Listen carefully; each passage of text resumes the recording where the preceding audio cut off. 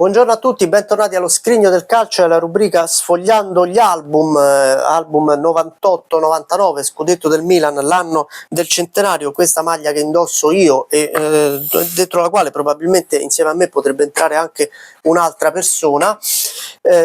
Fu in realtà mai indossata nella stagione 98-99, fu indossata l'anno successivo 99-2000 e 2000-2001, ma io questa avevo e questa ho messo. Scudetto del Milan, copertina dell'album 98-99, come quella del 97-98 ci sono diversi protagonisti messi proprio in copertina, oltre alla storica rovesciata della Panini. C'è Del Piero, c'è Ronaldo, c'è Batistuta, c'è Vieri e c'è Birov. Sono 5 protagonisti in quello che fu definito il campionato delle 7 sorelle più quello successivo. Si iniziò in questa stagione 98-99 a parlare di 7 sorelle perché oltre alle storiche grandi, a Juventus, Milan, Inter, era molto forte la Lazio, era fortissimo il Parma.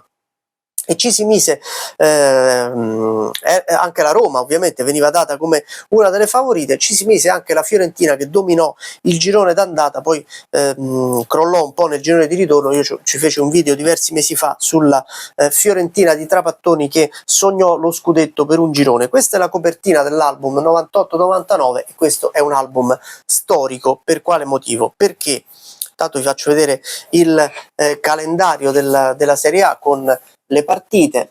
Eccolo qui, sfondo blu. Ma perché è storico questo album? Perché per la prima volta l'album della Panini dedica non più 2 pagine ma ben 4 pagine ad ogni squadra, perché le rose iniziano ad essere tante, perché iniziano ad esserci anche i trasferimenti di gennaio, quando ormai l'album era già andato in stampa, quindi la Panini deve iniziare ad inventarsi qualche escamotage per sopperire a una raccolta che sarebbe stata un po' difettosa, con dei giocatori magari con la figurina dei giocatori di una squadra che nel frattempo erano passati a qualcun altro. E cominciamo con la prima pagina del Bari, che è la prima squadra che vediamo.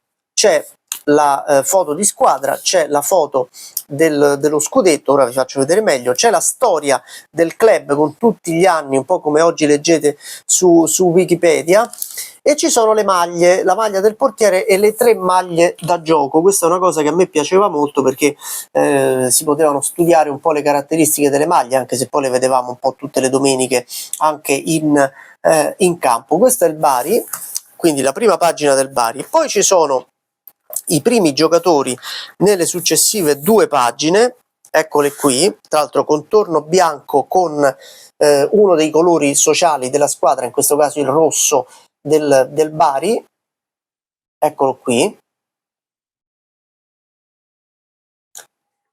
E poi con una breve storia del giocatore sotto.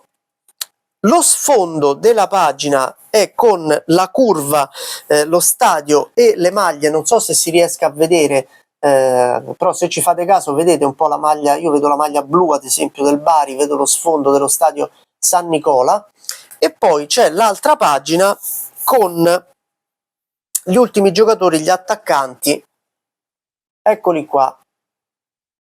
Tra l'altro c'è un'altra caratteristica singolare di quest'album 98-99, non solo in questo, credo anche nel successivo e in quello dopo, ci fu evidentemente qualche problema tra la Panini e le società, perché evidentemente diverse società non diedero la concessione di utilizzare lo scudetto originale, tant'è che le squadre che invece hanno lo scudetto originale sull'album, come ad esempio il Bologna, c'è la scritta a fianco che ora vi faccio leggere: si ringrazia la società per la collaborazione. Evidentemente qualche società per problemi di diritti, adesso io non so che cosa fosse successo in quelle stagioni, non diedero il consenso, e ve ne faccio vedere qualcuna perché a loro modo hanno dato alla luce praticamente degli album storici, perché abbiamo degli scudetti mai visti. L'Empoli è lo scudetto classico, la Fiorentina anche, però ad esempio l'Inter non è lo scudetto ufficiale dell'Inter. Guardate qui questo scudetto un po' come li potevo disegnare io, magari non ufficiale, vedete, con il biscione, ma non è lo scudetto vero dell'Inter. E ce ne sono anche altri. Guardate anche la Juventus, ditemi voi se questo è lo stemma originale della Juventus, ma insomma la povera Panini si trovò costretta a fare di necessità virtù e ad inventarsi, tra virgolette, degli scudetti inesistenti. Vi faccio vedere lo scudetto della Roma fra un po', abbastanza particolare. Vi faccio vedere il Milan campione d'Italia di quell'anno. Il Milan diede la concessione dello scudetto originale. Questa è la prima pagina e vi faccio vedere anche la pagina con i calciatori, e poi vi faccio vedere anche un'altra novità di quest'anno, che è quella che vi accennavo inizialmente sui trasferimenti dei giocatori, perché arrivavano delle figurine con i giocatori che erano arrivati a gennaio. Infatti vedete qui i nuovi acquisti, e ci sono i nuovi acquisti di gennaio. Addirittura credo che ci fossero delle figurine in cui c'era solo la maglia, erano delle figurine trasparenti, e trovare ad esempio, non so, io vedo qui, adesso vi faccio vedere dei giocatori, ad esempio in quest'annata Recoba passò dall'Inter al Venezia a gennaio. Se si trovava il doppione di Recoba con la maglia dell'Inter, si attaccava nei nuovi acquisti del Venezia e ci si apponeva sopra la figurina trasparente, che aderiva perfettamente, diventando praticamente un giocatore, facendolo diventare praticamente un giocatore del Venezia. Dovevano armarsi anche un po' di fantasia per così, per sopperire a questi cambiamenti. Ovviamente una delle squadre che cambiava di più durante l'anno era il Perugia, infatti guardate che la lista trasferimenti degli umbri è piena. E vi faccio vedere lo scudetto della Roma, abbastanza singolare rispetto a quello che vediamo di solito. Guardate qui, cercarono di riprodurre un po' il lupetto classico della Roma, ma non era davvero lo scudetto originale dei giallorossi. Una volta sarebbe anche curioso capire che cosa fosse successo in quegli anni. Questa è la Serie A, e qui dopo la Serie A, tra la Serie A e la Serie B, c'è un approfondimento interessante: i protagonisti del calcio come erano e come sono. Ci sono le immagini dei giocatori della Serie A dell'epoca, con la foto nel riquadro centrale con il cerchio di come erano all'epoca, e la foto del loro esordio in Italia, o l'esordio in Serie A, o nel caso di giocatori stranieri l'esordio al primo anno d'Italia. Guardate Aldair quando arrivò nel 90-91 con la Roma, e Aldair poi successivamente, vedete, anche Roberto Baggio, anche Bergomi, vedete un po' tutti i protagonisti come erano e come sono. Addirittura c'è Fascetti che giocava nel Messina, e guardate anche qui Maldini, Ganz, Moriero, Novellino, Mancini, Lippi. Guardate qui, ho tutta una carrellata di protagonisti di quella Serie A, o allenatori o giocatori, come erano e come erano stati, per così dire. Eccoli qua, mettete pausa così li vedete un po' tutti. E poi si passa alla Serie B.